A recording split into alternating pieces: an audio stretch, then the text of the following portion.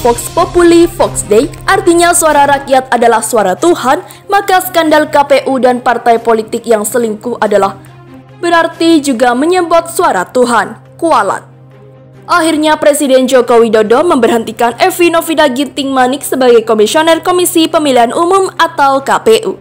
Lewat Kepres nomor 34P tahun 2020 dikutip, memutuskan memberhentikan dengan tidak hormat Dr. Anda Evi Novita Ginting Manik, MSP, sebagai anggota Komisi Pemilihan Umum masa jabatan tahun 2017-2022.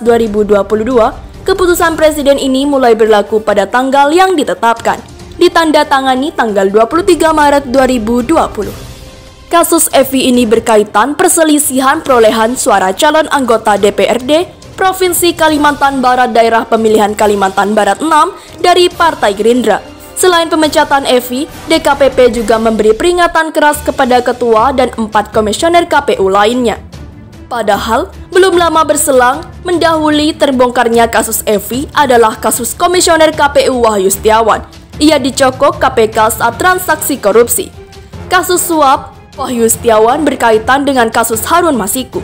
Sempat heboh lantaran pada bulan Januari 2020, Ketua KPU Arief Budiman menyebut surat menyurat soal PAW-nya ditekan oleh Ketum dan Sekjen PDIP, sehingga menyeret nama Megawati dan Hasto Kristianto. Sampai saat ini, Harun Masiku masih buron, partainya pun bungkam, kasusnya masih menggantung, entah sampai kapan. Publik juga masih bertanya-tanya siapakah Harun Masiku, seberapa pentingkah dia, sampai-sampai Ketum dan Sekjen PDIP mau mendandatangani surat PAW agar bisa duduk di Senayan. Hingga detik ini masih misteri, gelap. Padahal, diterangi lantaran kasus ini, seorang petinggi Direktorat Jenderal Imigrasi bisa dicopot. Istilah yang lebih sopan dan halus adalah difungsionalisasikan, mirip dengan kata disfungsionalisasi, yang maknanya jadi impotensikan. Saat itu, KPK melakukan OTT terhadap Komisioner KPU Wahyu Setiawan pada Rabu 8 Januari 2020.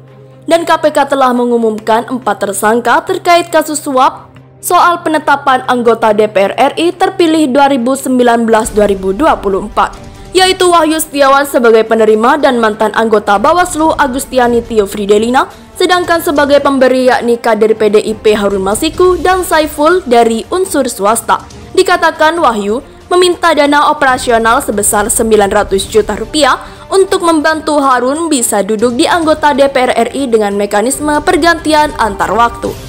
2 kasus besar yang melibatkan oknum badan penyelenggaraan pemilu terbongkar.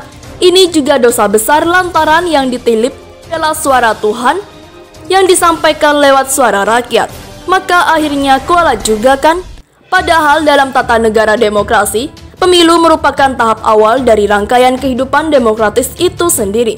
Seperti kunci starter, motor yang menyelenggarakan mekanisme sistem politik di Indonesia. Pemilu juga diharapkan bisa berfungsi sebagai mekanisme yang bisa melegitimasi posisi pimpinan atau penguasa dan wakil rakyat. Pemilu sekaligus juga bisa sebagai jenderal sirkulasi pergantian elit penguasa, supaya udara politik suara negeri bisa terdengar dan segar dan menyehatkan jiwa raga suatu tatanan sosial dalam berbangsa dan bernegara. Sementara proses pemilihan adalah juga suatu proses pendidikan politik. Proses pendidikan politik yang mengayomi, bisa mendewasakan publik, bukan malah dijadikan event untuk menipu dan membodohi rakyat lewat sogokan saat fajar menjelang. Dari sisi konstitusi, pemilu adalah sarana bagi rakyat untuk menjalankan kedaulatan, mempraktekkan kekuasaan politiknya. Dalam sistem demokrasi, rakyatlah pemegang kekuasaan yang sesungguhnya, dan aktualisasinya lewat mekanisme pemilu untuk memilih pemimpinnya maupun wakil rakyat. Jika kita telah sepakat bahwa asas dalam melaksanakan pemilihannya adalah langsung, umum, bebas, rahasia, jujur, dan adil, sering disingkat asas juber jurdil, langsung berarti konstituen mesti memberikan suaranya secara langsung, tidak boleh diwakilkan. Sedangkan umum berarti pemilihan umum boleh diikuti seluruh warga negara yang sudah memiliki hak suara. Bebas artinya pemilih memberikan suara tanpa ada paksaan atau tekanan dari pihak manapun. Lalu, bersifat rahasia di mana suara yang diberikan di bilik pencoblosan hanya diketahui oleh si pemilih itu sendiri. Jujur, maksudnya agar semua pihak yang terkait dengan proses pemilu bertindak dan bersikap jujur, taat pada peraturan yang berlaku, dan akhirnya mesti adil di mana pelaksanaan pemilu baik pemilih dan setiap kontesten dalam pemilu mendapatkan perlakuan yang sama, bebas dari kecurangan dari pihak manapun. Wajah demokrasi diawali dengan pemilu. Kita tahu bahwa semua negara demokrasi modern melaksanakan pemilihan umum. Namun sayangnya, tidak semua pemilihan umum adalah demokratis. Dua kasus besar jadi bukti besar terhadap demokrasi yang jurdil. Pemilihan secara demokratis bukanlah sekedar simbol atau jargon kampanye murahan.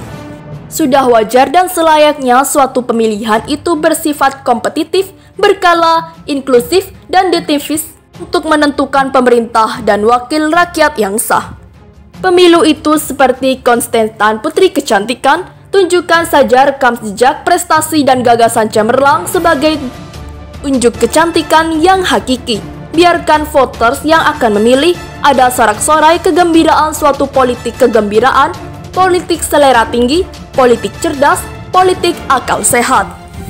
Pemilu bukanlah seperti adu gladiator di arena pasir kolosem, berdarah-darah dan penuh caci maki, menjadi ajang pertarungan judi antar bandar. Semua demi uang, ambisi kekuasaan dan kesombongan, karena arena yang pekat dengan aroma kematian. Ajang kemunafikan, politik uang, politik hitam, politik kematian. Kalau Vox Populi Vox Dei yang artinya suara rakyat adalah suara Tuhan, sekali lagi kita mau bilang bahwa skandal KPU dan partai politik yang menyelingkuhi suara rakyat adalah berarti juga menyabot suara Tuhan, kualat. Menyelingkuhi suara rakyat artinya agak luas. Selain memanipulasi di tingkat KPU, juga dengan menyuap rakyat, janji politik bohong, mengancam dan mengintimidasi bawahan untuk memilih anaknya atau saudaranya, dan seterusnya. Begitulah kita memaknai skandal kecurangan di proses pemilu. Kedua, kasus besar di atas adalah yang ketahuan dan terbongkar di tingkat pusat. Masih adakah kecurangan-kecurangan pemilu di daerah lain? Jangan-jangan nilai tukar rupiah pada 24 Maret 2020 berada pada posisi 16.486 per dolar Amerika Serikat. Sebelum wabah COVID-19, ada permasalahan yang kerap diperbincangkan, yaitu Omnibus Law Cipta Lapangan Kerja. Tujuan pembentukan Omnibus Law Cipta Lapangan Kerja adalah memacu pertumbuhan ekonomi Indonesia dan menjadi undang-undang sapu jagat dalam Kabinet Indonesia Maju sebagai jalan lurus percepatan maju ekonomi. Dalam setiap kenaikan 1% perekonomian Indonesia, dibutuhkan akumulasi kapital sebanyak 800 triliun rupiah, dan target yang dipasang dalam periode kepemimpinan Presiden Joko Widodo adalah 4.800 triliun rupiah. Pembahasan Omnibus Law Cipta Lapangan Kerja terhenti dengan kedatangan COVID-19. Bukan hanya Omnibus Law, ada hal lain yang juga sepi pemberitaan dalam keramaian, yaitu kasus Harun Masiku. Kasus Harun Masiku lenyap seketika, seolah-olah semuanya baik-baik saja. Padahal, telah memberikan contoh pendidikan politik yang tidak bermolar, serta tidak berakal kepada masyarakat Indonesia. Juga kasus Jiwasraya. Kepemimpinan Jokowi sedang ditempa dengan beberapa permasalahan besar. Kualitas Kabinet Indonesia Maju dipertaruhkan dalam penyelesaian setiap masalah yang menerpa Indonesia pada hari ini atau hari yang lain. Kasus virus COVID-19, nilai tukar rupiah, Omnibus Law Cipta Lapangan Kerja, Jiwasraya, dan Harun Masiku adalah ukuran kualitas yang kapasitas besar bagi rezim Jokowi. Di sisi lain, gadget punya banyak manfaat tapi banyak juga kekurangan. Gadget membuat seseorang memiliki ketergantungan padanya. Apalagi pada zaman pandemi COVID-19 sekarang, yang membuat siswa dan pekerja libur, dampaknya negatif adalah mereka makin sering bermain gadget. Radiasi yang terpancar dari gadget akan berpengaruh pada kesehatan mata anak.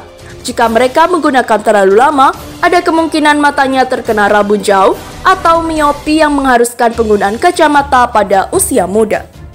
Terlebih lagi, gadget bisa membuat anak-anak cenderung selalu ingin menggunakan dan hal ini membuat mereka menjadi tidak produktif. Padahal, Indonesia membuat generasi yang produktif dan unggul di bidang masing-masing supaya dapat memajukan bangsa melalui sumber daya manusia yang produktif di Indonesia melimpah. Hal tersebut seharusnya membuat Indonesia menjadi lebih berkembang. Peran orang tua bisa mengurangi, bahkan menghilangkan ketergantungan anak pada gadget dengan menciptakan suasana rumah yang kondusif dan membuat anak senang berada di rumah. Suasana yang dimaksud adalah suasana harmonis yang diciptakan kedua orang tua. Peran guru tidak kalah penting dalam mengurangi ketergantungan anak pada gadget, terutama pada situasi saat ini. Saat anak-anak sedang libur sekolah, para guru tentu saja diperbolehkan memberikan tugas kepada anak sebagai ganti proses belajar mengajar di sekolah. Guru bisa menggunakan gadget sebagai media pembelajaran bagi siswa. Harta bisa dicari, pribadi anak susah diperbaiki.